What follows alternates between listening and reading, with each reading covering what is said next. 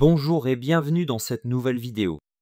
Aujourd'hui, je veux aborder un sujet qui nous touche tous, peu importe qui nous sommes ou ce que nous avons vécu. Le pardon. Et plus précisément, le pardon envers soi-même. C'est un thème universel, mais combien d'entre nous avons du mal à réellement le mettre en pratique?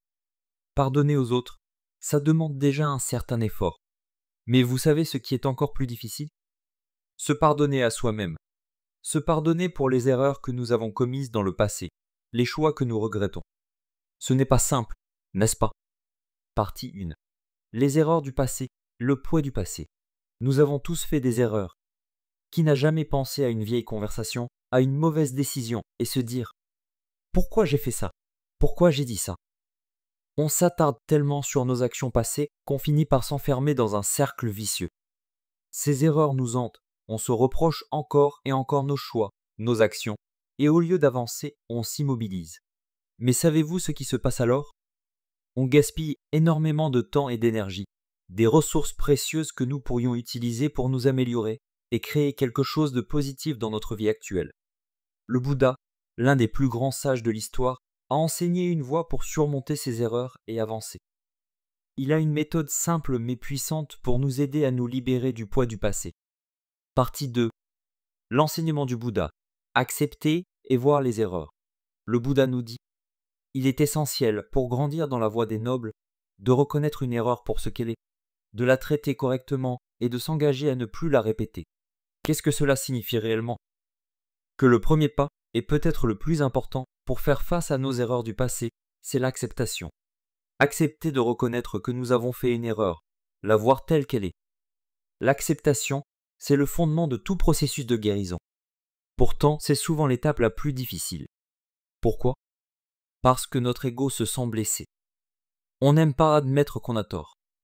On veut se croire parfait, toujours en contrôle, sans jamais faillir. Partie 3. Pourquoi accepter est difficile? Le poids de l'ego.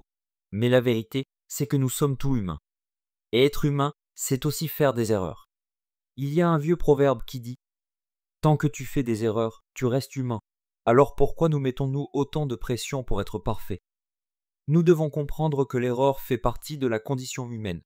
Une fois que vous avez accepté cela, vous pouvez commencer à être en paix avec vous-même.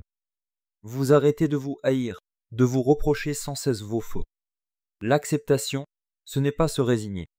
C'est simplement dire « Oui, j'ai fait une erreur, mais je ne vais pas me laisser définir par elle. » Le problème n'est pas tant l'erreur que vous avez commise, mais plutôt tout le temps et l'énergie que vous dépensez à la ressasser. Nous passons souvent des heures, des jours, voire des années à ruminer ce que nous avons mal fait. Et pendant ce temps, nous passons à côté du moment présent, de l'opportunité de faire mieux, de créer quelque chose de nouveau. Le second pas, confesser ses erreurs. Maintenant que vous avez accepté l'erreur, que faire ensuite? Le Bouddha recommande de la partager, de confesser cette erreur à quelqu'un qui peut vous comprendre, quelqu'un qui ne vous jugera pas. Cela peut être un ami de confiance, un mentor ou même un proche. Pourquoi est-il si important de confesser ses erreurs? Parce que garder ses erreurs pour soi, c'est comme porter un poids invisible sur les épaules. Vous n'avez peut-être pas conscience à quel point cela vous affecte jusqu'au moment où vous vous confiez à quelqu'un. En partageant, vous vous libérez. Vous vous débarrassez d'une partie du fardeau émotionnel et mental qui vous empêche d'avancer.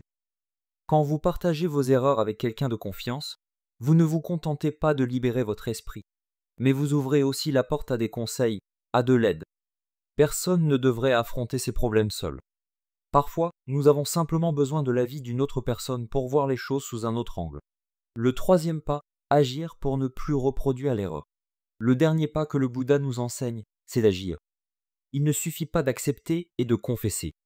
Il faut aussi prendre des mesures pour que l'erreur ne se reproduise plus. Faire des erreurs, c'est normal. Mais refaire les mêmes erreurs, encore et encore, c'est là que le problème commence.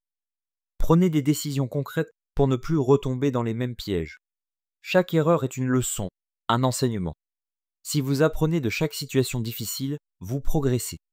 Ce qui compte, ce n'est pas le nombre d'erreurs que vous faites, mais votre capacité à en tirer des leçons et à changer. Souvenez-vous, faire des erreurs fait partie de la vie. Mais chaque erreur est une opportunité de grandir. Alors, pour récapituler, acceptez vos erreurs.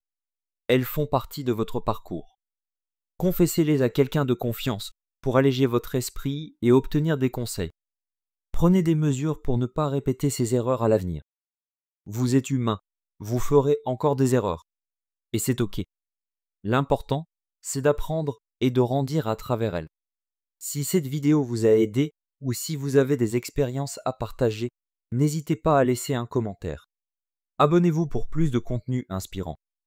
Merci de m'avoir écouté et à très bientôt pour une nouvelle vidéo.